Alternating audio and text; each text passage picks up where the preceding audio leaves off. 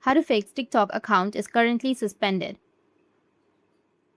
So if you want to fix your TikTok account is currently suspended, or if you want to recover your TikTok suspended account, then what you need to do is first you need to open up your TikTok application.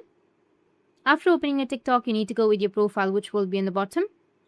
From there, you need to go with the 3 horizontal lines, which will be in the top right.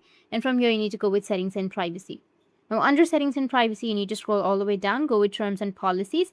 And from there, here, you need to go with community guidelines. Now, you need to scroll down, go ahead and read the security guidelines or community guidelines that they have in their TikTok, so that you'll know that what made your account currently suspended. Or you can also search for your account suspended reason.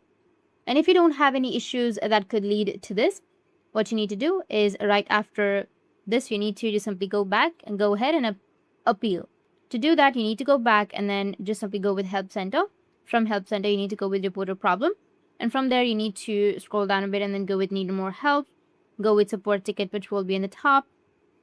And inform TikTok that your account is currently suspended and I've not violated any community guidelines. Please help me on how I can recover my account.